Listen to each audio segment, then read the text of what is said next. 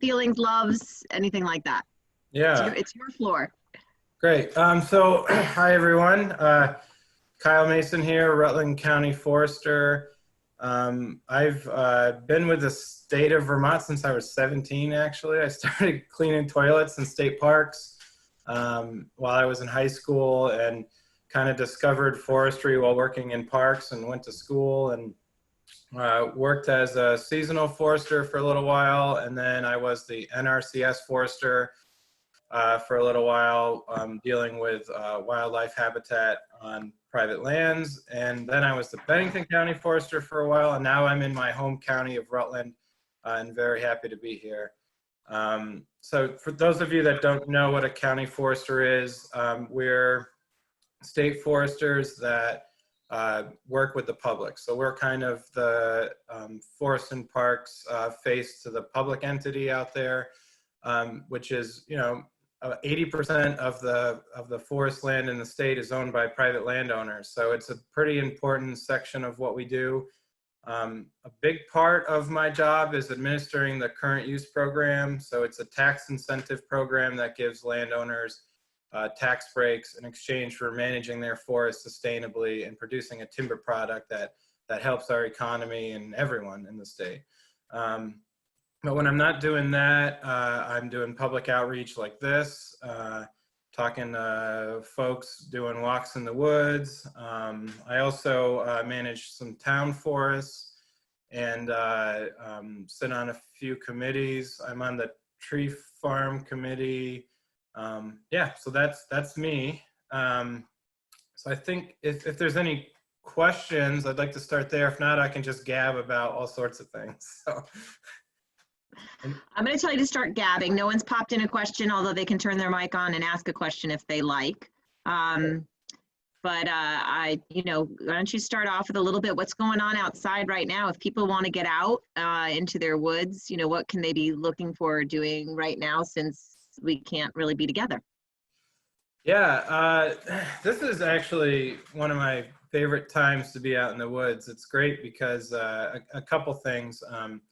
You can, without the leaves out there, you can really see long distances. So if you're trying to plan for activities you want to do, now's a great time because you can really just see more than otherwise. And winter tends to keep people inside, and with this whole epidemic thing happening, I know I have cabin fever, so this is by far my favorite time of the year to get out there. And sugaring season is in full swing still. I have a very, very small hobby-sized operation that I am just finishing up with now.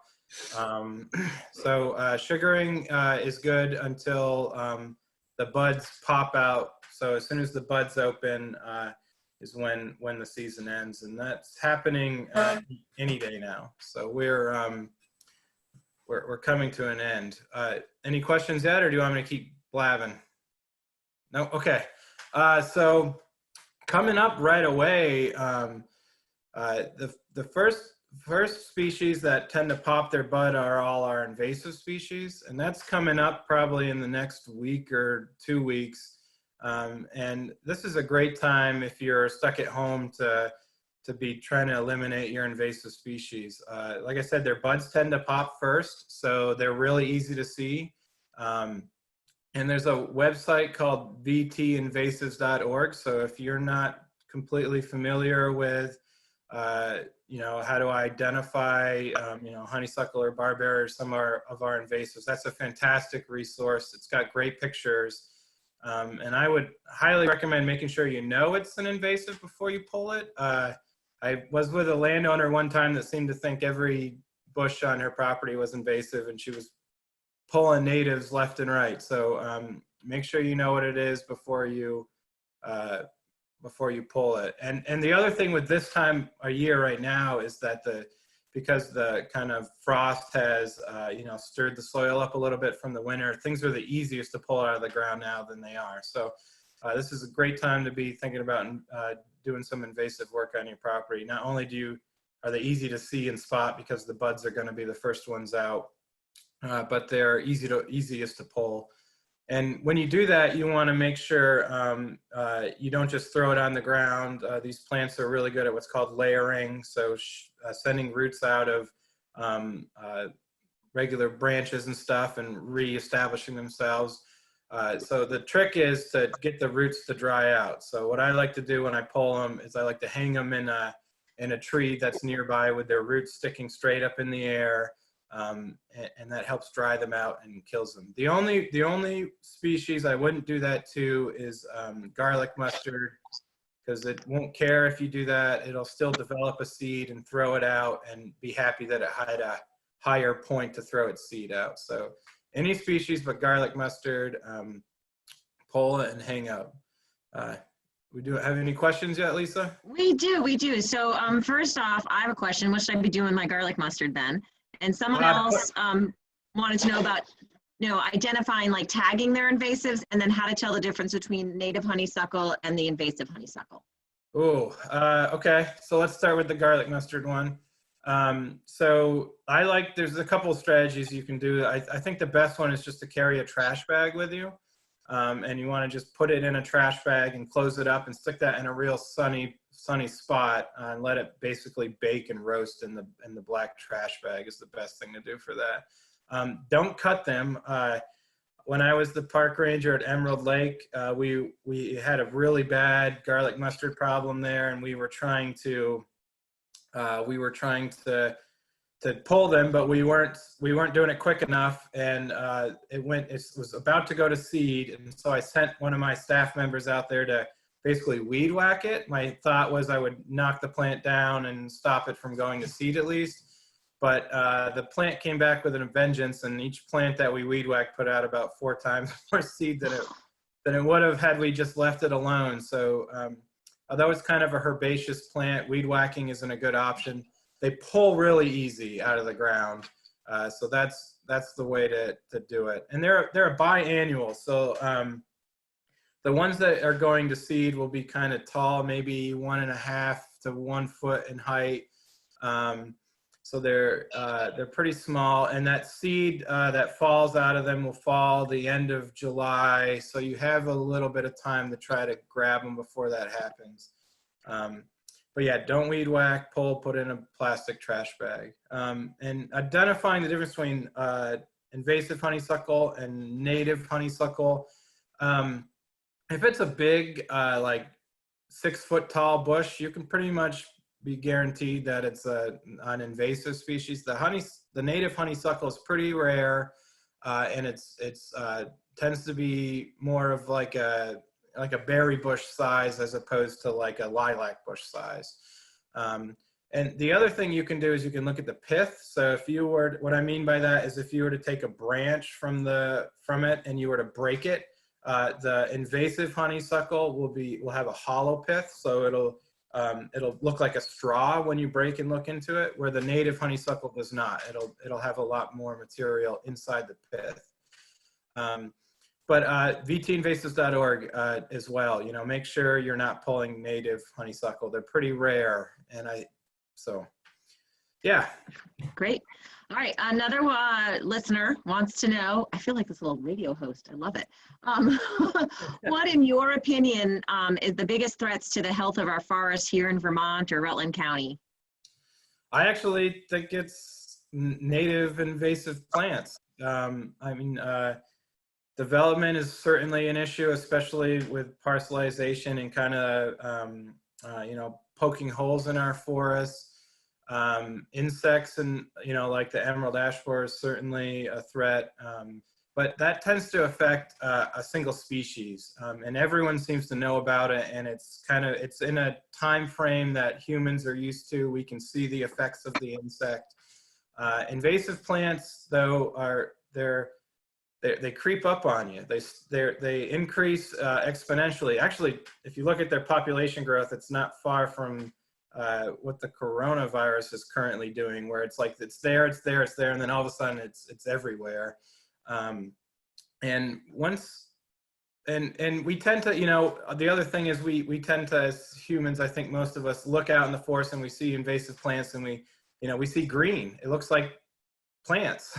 So I think a lot of us kind of think that that they're not as big of a problem as they are. And unlike an insect that will, you know, eliminate a species, these are habitat killers.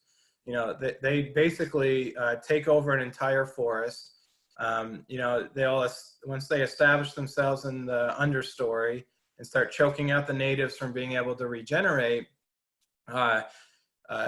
you know, once those trees that are above them that may take 200-300 years to die there's no replacement for them, and you end up with just a monoculture of invasive species. And, you know, besides the fact that there aren't, you know, trees for us to enjoy anymore, it's just invasives. If you think about wildlife habitat and biodiversity in particular, a species like a red oak that's native can have, you know, over 200 different types of species of caterpillars feeding on them. And those caterpillars then feed the birds and, you know, and start the whole food chain. Do you know how many insects or caterpillars feed on like Japanese barberry in this area? 0. So it's just a choke out of our natural world, and it's things that people don't tend to take as seriously as I think they really need to. And like I said, that that chart of how their populations increase, you want to be hitting it here before it does that. And so it looks like it's not a problem, and so you add it to the bottom of your to-do list when you're managing your property, and then next thing you know, it's too late. All right, so a few more on invasives.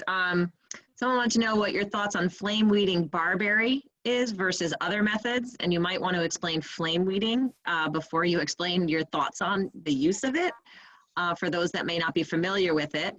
And then another question related to the removal of mature invasives like the Norway maple. Should native plantings and ground cover invasive removal be done before cutting or after? Boy, okay, that's a lot. So if I forget some of that, remind me. Let's start with the flame. Well, first off, that just seems like a really fun way to kill invasives. I've never done it. I've seen videos and I've seen one demonstration of it and would love to try it. It looked like a ton of fun. But my understanding of that is I think like with like a honeysuckle or a barberry or something, and I'm no expert on this particular method, I need to make that clear. I believe it kills by essentially girdling the plant, and so I think the root system is still alive when you do that. So I don't know this for sure, but I would go to vtinvasives.org to fact check me. But I believe it kills the top and not the root system, so the plant gets knocked back, but is still able to come back. Other methods, you know, mechanical removal is pretty good because it gets the whole root system out of there. You just have to be really careful with the really large ones, you know, the kind that you pull out with your tractor, because if you leave roots in the ground, you can turn one bush into like 8 bushes. The method that seems to be the most effective as far as, especially if you have a really bad infestation, you're kind of in this area of the infestation of your property, is actually chemical control. It works really well because it goes right after the roots. Okay, let's see if I can remember the other questions. Remind me again, Lisa? Yep, no worries. It was related to the removal of like mature invasives, like a Norway maple. Like when you take that out, should native plantings and ground cover invasive removal be done before cutting or after? And then if you're doing that cutting, what kind of erosion associated? So I would recommend doing invasive removal whenever you have time. First off, I mean, the less you have on your property, the better. But if you were to like try to time that with like, let's say a timber sale, certainly I think if it was me, I would attempt to knock my population down right before opening up the canopy. if you can kind of make a level playing field for the invasive species and the native species to grow up together, essentially, you'll at least get native species that will overtop the invasive species. But I think anytime you can eliminate invasives on your property is the best time. And don't forget, you're not only affecting your property, you know, your neighbor's property is being affected as well. You know, a lot of these are spread by seed dispersal from birds. So if you're doing all that you can, and you know, every year going out and pulling your invasives, and your neighbor's not doing that, you're just going to have this continuous seed supply. It's a community issue, not just an individual property issue. So the less sort of seed source you can be putting into the world, the better, I would say. And as far as native plantings, yeah, that's a great. So if you, one of the issues, especially once you start getting into this time or this, you know, exponential growth of invasives, is that you have a seed bank. So if you have, you know, you treat your invasives and there's a bunch of seed in the soil and it just turns right, you know, starts growing again. But if you can treat the invasives or get rid of the invasives and then supplement that with a native planting, then you can give those natives a chance to potentially, you know, shade out the invasives. And every invasive is different too. That vtinvasives.org website that I keep talking about is really a fantastic resource. You know, like let me get, so honeysuckle is kind of moderately tolerant to intolerant, meaning that it doesn't do well in completely shaded conditions. So if you have a thick canopy, that species isn't going to do well in there. You can, if you have a good flush of native species mixed in with honeysuckle to the point where the canopy of the native species can close up, and then you can start to choke out some honeysuckle. That's not true for barberry. That's not true for buckthorn. They do just fine in the understory of forests. Multiflora rose needs even more sunlight than all of those. So I think just knowing what plants you have and knowing their tolerance and that sort of thing is really important when you're trying to get rid of them. Great. Kyle, Peter Van Loon chimed in. He's done flame weeding before, so he can offer a little blip on that. So Peter, if you want to unmute yourself and share a little bit about your experience flame weeding, we'd love to hear about it. Sure, thanks. Kyle's right, it is kind of fun. It's a little terrifying too, though, frankly.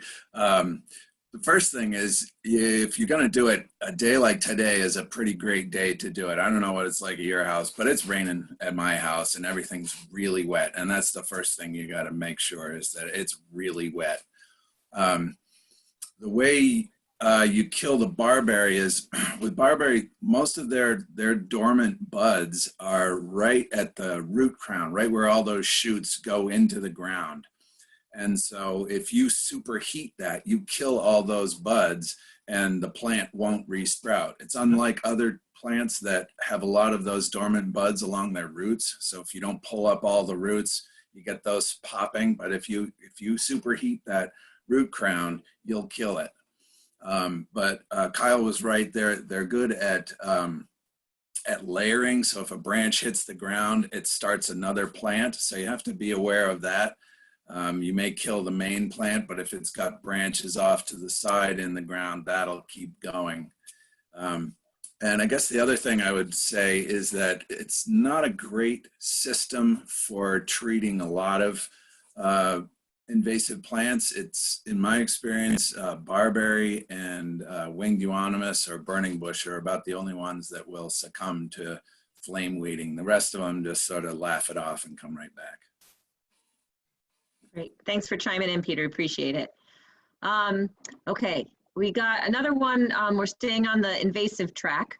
When should someone start stump treating honeysuckle and buckthorn? Do they need to wait until later, or can they do it now?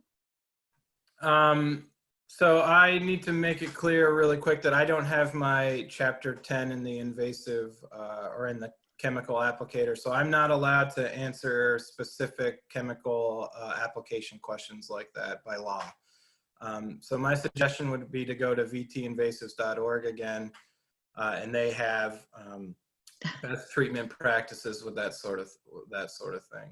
I do want to quick mention one more thing about barberry, as far as besides just taking over forests, they are very dangerous to human health. Ticks, I'm sure everyone is, I've already had a couple run-ins with them this year. They need a very moist environment to survive. That's why when you stick your clothes in the washer, it doesn't kill them, but when you stick it in the dryer, it does.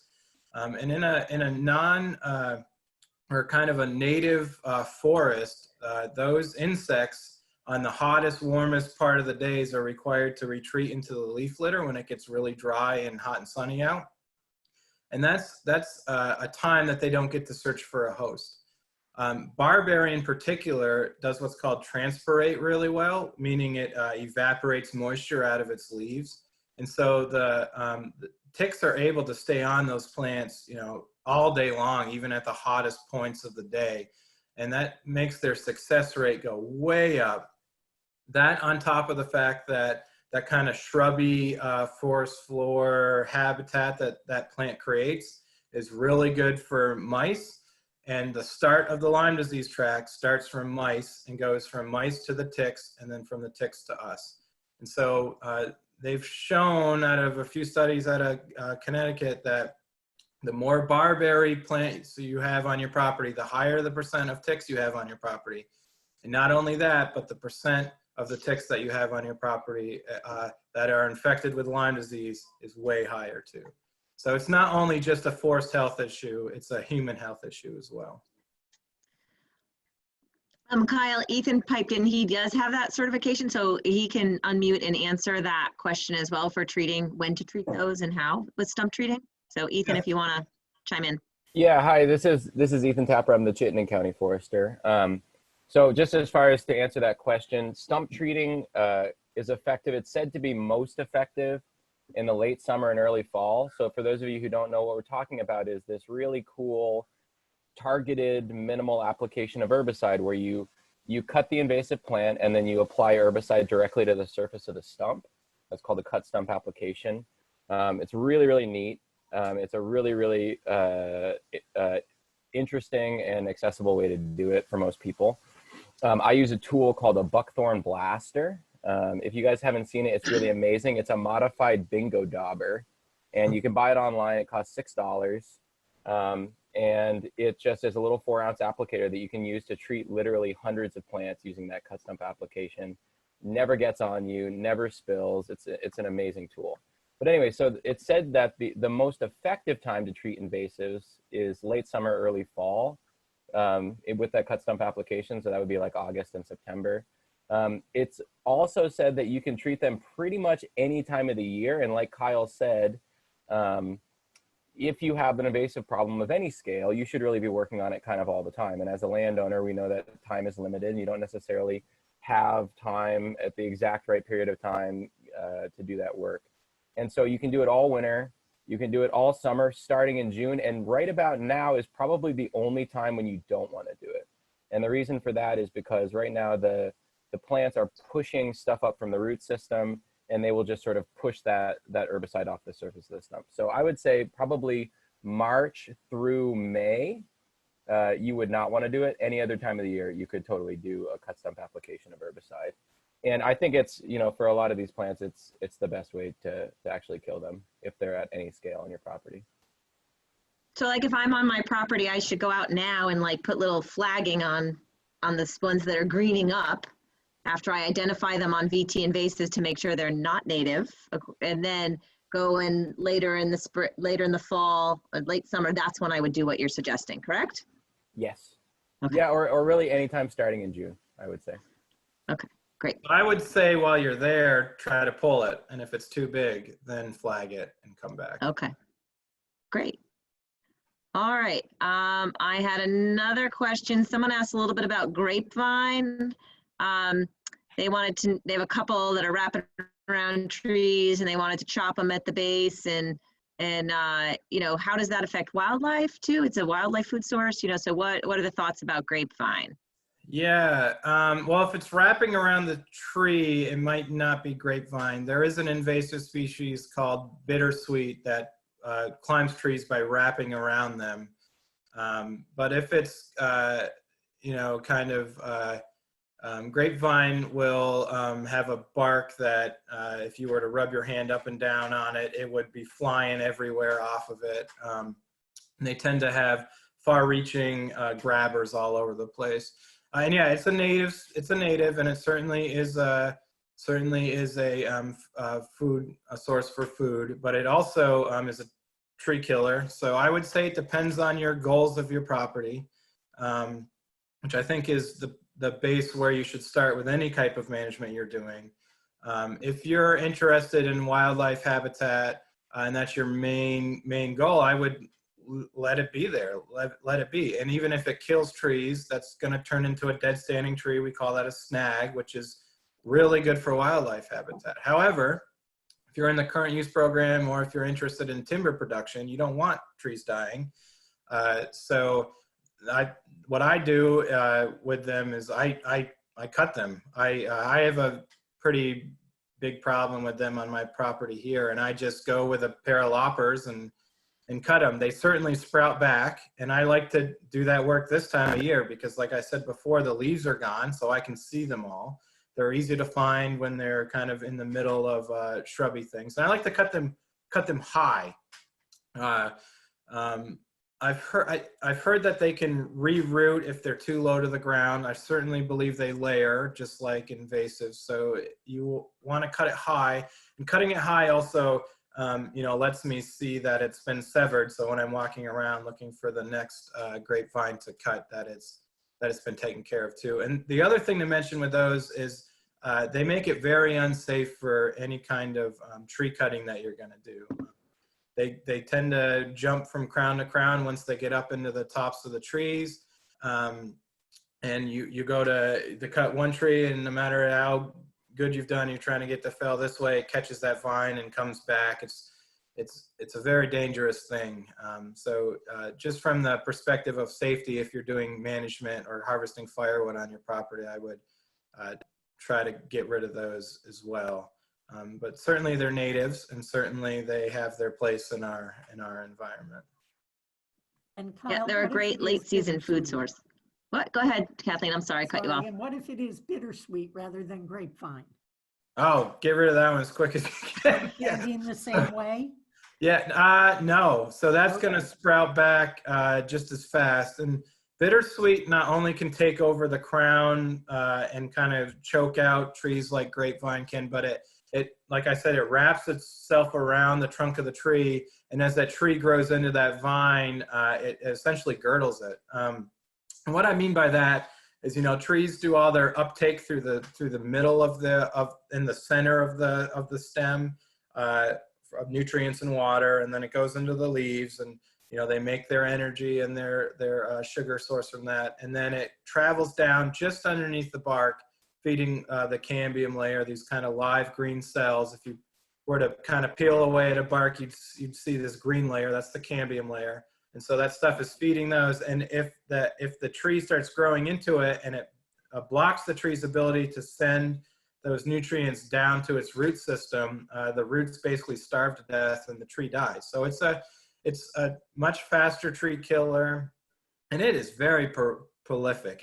Like we talked about, I mean, when it takes over a site, it's unbelievable.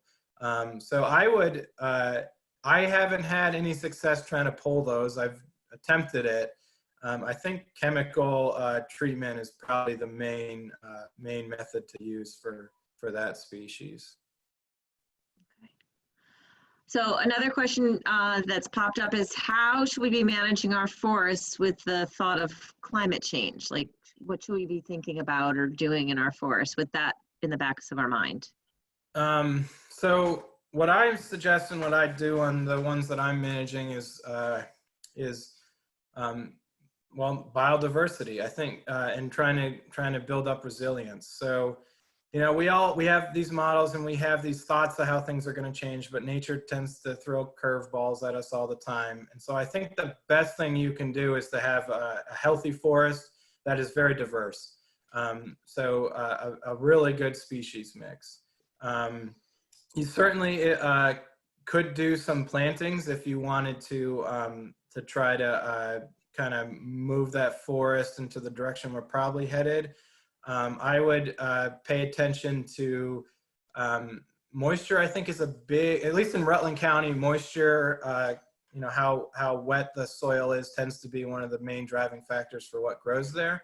Like you go onto the south aspect of a hill, you're going to find like red oak and you know, hickory. So if you're on a southern aspect, and those are species that are going to do well in a warmer climate. So if you have a southern aspect, those are good ones to be thinking about.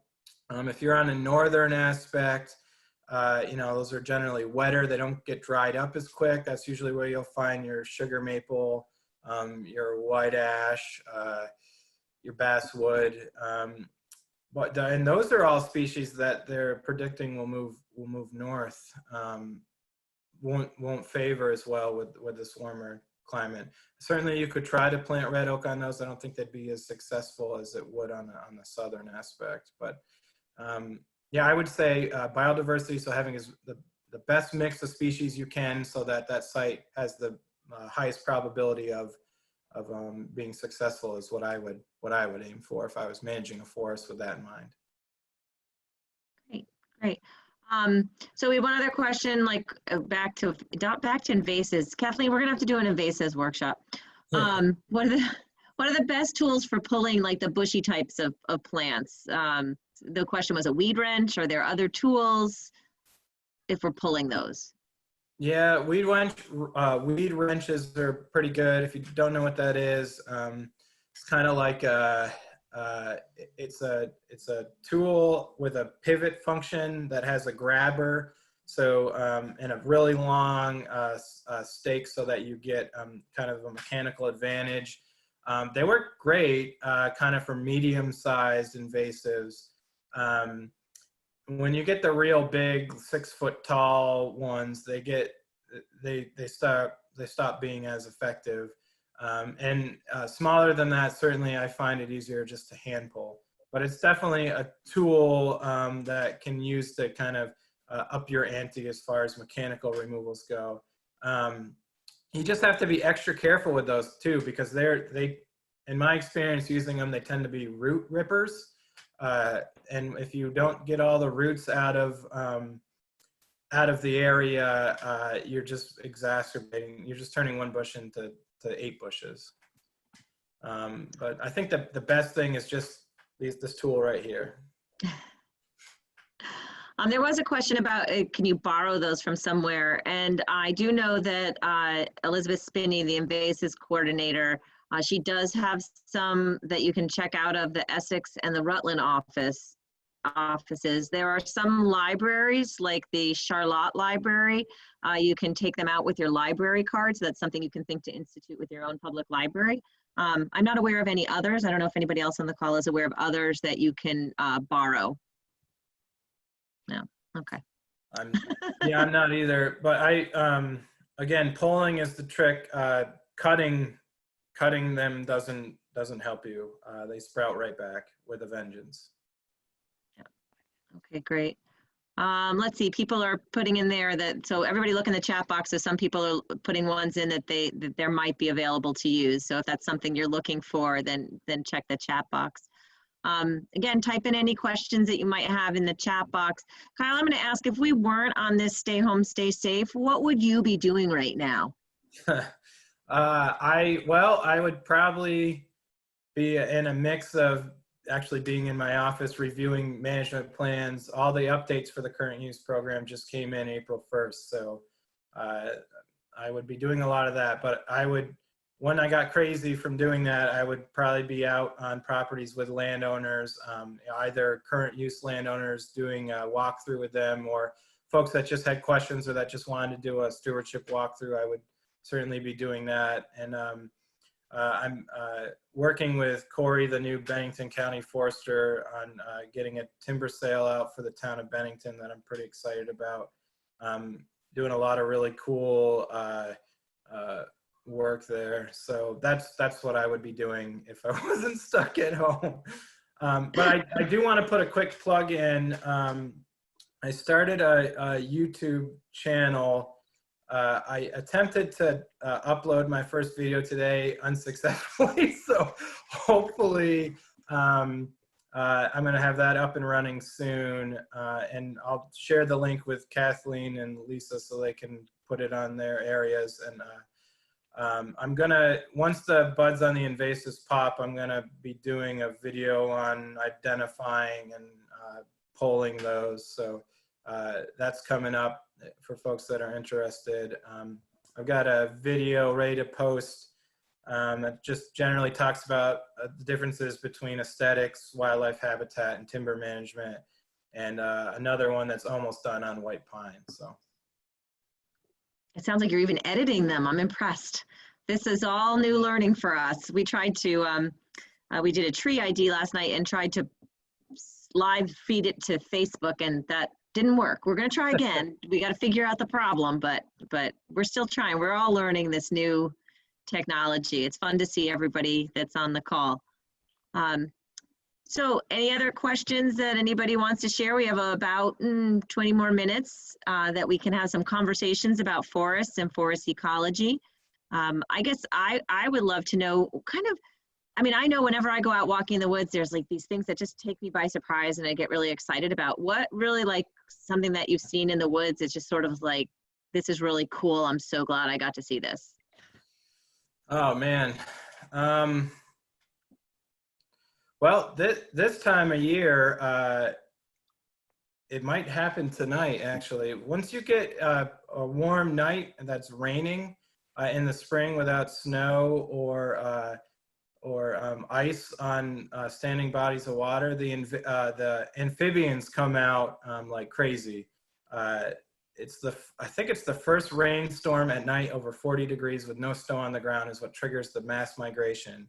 And I used to go to Paul Smith College. It's where I got my bachelor's degree from. And there was a road there that kind of separated a pretty significant upland woodland habitat and a kind of wetland complex.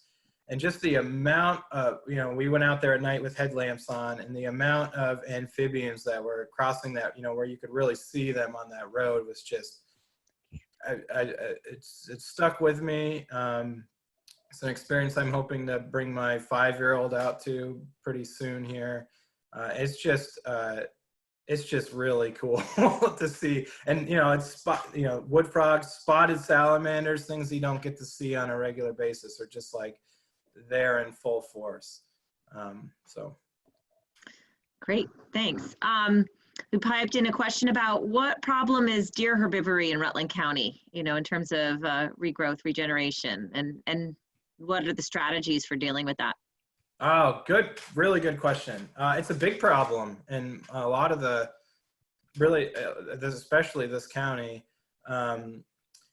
So for those that don't know what that is, deer are browsers, not grazers, which means that they look kind of up and around from ground zero to about 6 feet in height, as opposed to like a cow, a grazer who looks down at the grass. And some of their favorite foods are buds that grow on the ends of the branches, especially this time of year, or the kind of the new growth of young trees. And they tend to love the stuff that we want to grow. So they love sugar maple, they love red oak, they love yellow birch. They tend to leave the invasives right alone. So there's another advantage for invasives. They don't like beech very much. They don't like black birch very much. And it's a challenge when you, do a timber sale where you have set up the light conditions to be ideal for a specific species, and it starts growing and you get excited. And then the next time you come, it's all eaten by a deer. It's a challenge. And the way I deal with that is I like to leave my tops high when I do a timber sale. And what I mean by that is when you cut the tree down, a lot of people or a lot of folks don't like the look of that because it's this big, giant, messy looking thing. So a lot of times they ask loggers to do what's called lop the tops. So they cut the top up so that it sits low to the ground instead of this big bushy thing. And I require them not to do that. You know, some loggers have a hard time with that because a lot of their timber sales are, you know, that's their calling card, that's their resume. And a lot of landowners that look at those areas with the big tops think that it looks messy, and it does certainly look messy. But deer are kind of lazy. They don't like tramping through that stuff. And so it's a great way to protect your regeneration from deer browse. I have a slideshow, actually the slideshow I just tried to upload but didn't work. I've got this great picture of this timber sale where everything is eaten except for where the tops were left, there's sugar maple coming up under it. And remember that, you know, these trees are, you know, in this part of the world where our forests are adapted to respond to natural disturbances. And in this part of the world, that's wind events. So a natural opening created by nature where these trees would grow isn't a clean removed area. It's messy. You know, those trees don't go anywhere. It's all blown down. It's a big mess. So I'm sure there's microsite conditions that we don't even understand yet. So leaving your tops high are great. Plus they make fantastic wildlife habitat. The general rule of thumb is, you know, the messier the better. They make great places for mice and lower trophic level species to nest in. So that's been my main that's one of my main strategies. I guess the second one is to kind of try to go big. So if you can regenerate 40 acres of a forest, you have more of a chance of overwhelming the deer population than you do if you do, you know, 5 acres of a forest. And then the last strategy that I have is try to put them in my freezer during hunting season, which isn't as successful as I'd like always, but. Yeah, that's always a nice piece. Yeah, so I got one really quick. I put an email address in the chat just now. So the other thing I would like to do is if anyone has any other questions for me, they can email this email address. I have a state email address as well, but I'm trying to filter these through a different source. If I get good questions, I'll try to make a YouTube video about them, assuming I can figure it out. So please, kids, adults, whatever, send questions and I'll try to answer them in a short video. Awesome. That sounds really cool. I'm really excited about that. I'm gonna have to check that out when it happens. So one of the questions, you know, one of our partners, Audubon Vermont, has been talking about forests for the birds, foresters for the birds. What do we do if we want, you know, what does that mean? Does it mean I cut trees, I cut no trees? You know, what's the idea of managing your forest for birds? Yeah, good one. Well, again, the first place to start is with your goals. So I think you can take an approach that's general bird habitat management, or you can pick a specific species. You know, if you're really into grouse and woodcock and chestnut-sided warblers, you want to be thinking about creating early successional wildlife habitat. And it wants to be at least 2 acres in size. And what I mean by that, that's a young forest. So you would, you know, a 2 acre section, you would essentially do a patch cut. And young forests like that are, by the way, the type of habitat that's in decline in the Northeast. So that type of work is really important. If you're into like, you know, more interior forest birds like the black-throated green warbler, the black-throated blue warbler, you know, they're more of a vertical structure type bird. So more of a mature forest with holes poked in it so that you have, you know, leaf and tree thickets in both the understory, the midstory, and the canopy. If you're into, let's say the scarlet tanager, which is a more mature forest bird and particularly likes oak stands, you want to try to maintain more of a thick canopy, and you're not so much worried about the midstory and understory. But there is, if you Google Vermont Birders Dozen, and you look for silviculture with birds in mind. There's all sorts of resources out there for the type of work you can do. And snag creation is really important. So those dead standing trees I talked about, species like the yellow-bellied sapsucker, and pileated woodpeckers really require those dead standing trees. And you can, the rule of thumb tends to be 4 an acre over 16 inches in diameter is the goal that you aim for with these. And you can create those by girdling a tree. So remember we talked about how bittersweet wraps around a tree and girdles, effectively girdles it. You can, if you cut into a tree just about an inch all the way around it, so that you just getting below that cambium layer, when that tree tries to feed its roots, the nutrients that comes through leaks onto the ground out of the tree, the roots die, and then you end up with a dead standing tree, which is fantastic for wildlife habitat. So there's all sorts of things that can be done with that. Excellent. Lisa, I'd also like to mention the Woods, Wildlife, and Warblers program. Please do. Yeah. The website, vtwoodsandwildlife.org. For a couple of years, we've been doing visits with landowners, working with Audubon, working with Fish and Wildlife, Tree Farm Program, and doing visits with to landowners to do bird assessments and provide other services. Andrea has done some visits for us for landowners. Andrea's from Fish and Wildlife. So visit the website. You can sign up for any news. You can request a visit on your property as well. Now, granted, we're not doing that right now, but if you connect with that website, you'll be able to get some information going forward. And I think if I was a beginner at this whole thing, my first step would be to Google, well, if you could get an expert out there, like Kathleen said, that's probably the very first step. But if you were, looking to do a little research on your own at home, I would Google Vermont Birders Dozen. I would probably look at YouTube maybe, and I would try to, their calls are, the 12 birds that Audubon has identified, their calls are very unique. And once you get them down, you start hearing them all over the place. And that's really, I think the thing to hang the hat on. It's hard to see them out there, but you can hear them for acres and acres. Mm-hmm.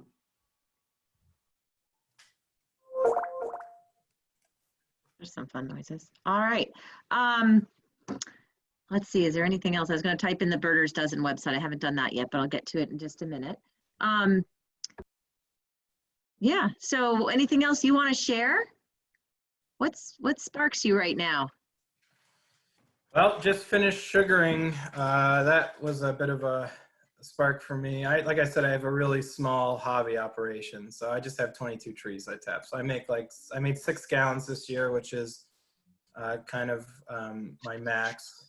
So I've got syrup I bottled yesterday in my coffee, so that's pretty exciting. And gearing up to do some invasive work when that comes out, and excited about making some, I'm stuck here at my house. So luckily I've got a very small woodlot. I own 7 acres, so it's pretty small. But I'm excited about trying to make as many videos as I can here. Yeah, that's my life right now. Trying to homeschool the kids and get as much of this kind of stuff done as possible. Yeah. So Kyle, you've done a program for us in the past on backyard sugaring. Yeah. For folks who have small parcels like you, is that something you could post or do as a webinar? Is this a good time to think about setting up your own backyard operation? It's a good time to be planning. You can plan any time of year. We're at the end of the season, so it's not a time to be tapping now. Right. Unless maybe you're in the Northeast Kingdom. But yeah, I can certainly do that. This actually is a great time to plan because at the end of the season, people are going to be selling their equipment and be trying to upgrade. So it's a great time to look for used small stuff, it's probably the best time once the season ends. So actually, it's probably a great time to be thinking about that. And I'd be happy to do a webinar on that or a video. We can definitely do that. I've got the PowerPoint ready to go. So Thank you. Sounds good. All right. So there aren't any other questions. I do want to mention that last night we did a tree ID workshop or Zoom instruction that went over really well. We had 100 participants in there, and a lot that couldn't get in. I had a lot of emails this morning that I had to respond to. So in response to that, we added another tree ID program next Thursday at 10 a.m. That we'll be hosting.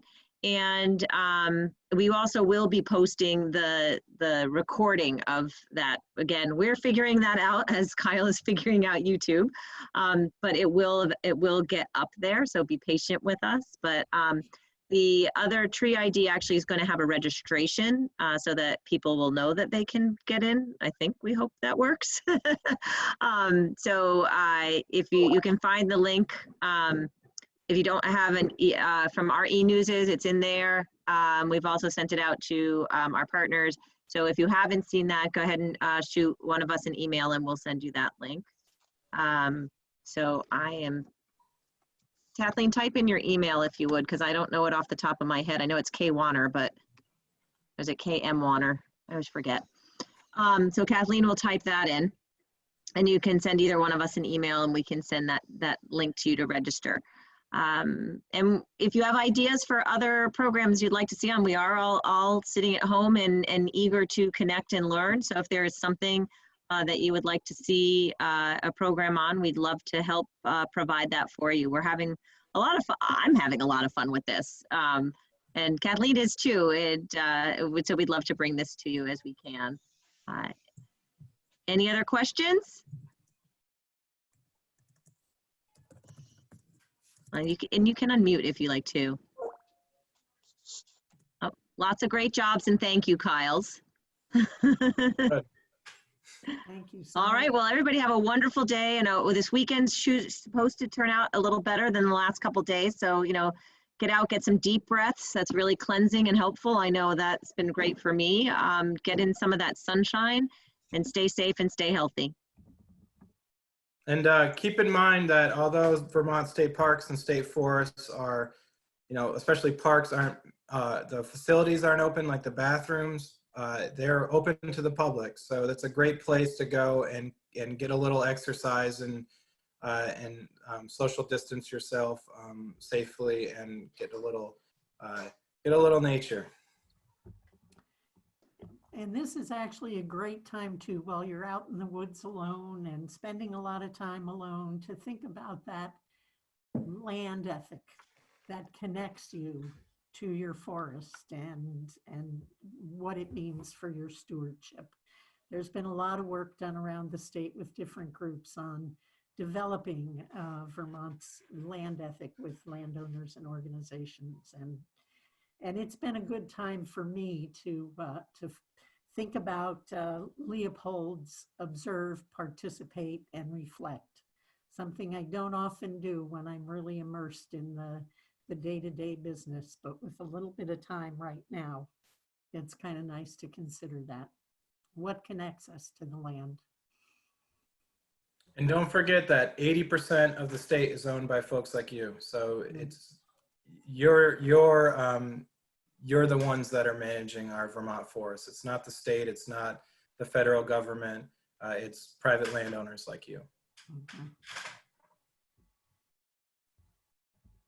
All right, well, everybody have a great day. Thank you so much. And we'll connect again. We're hoping to do this series like kind of every Friday featuring a different county forester. So I saw Corey was on the call. So Corey, you may just be next. Yep. And Nancy Patch is in line too. I know she wants to do one. Yep. So that's great. Thank you all for joining. Thank you. Mhm. Bye, thank you. So long.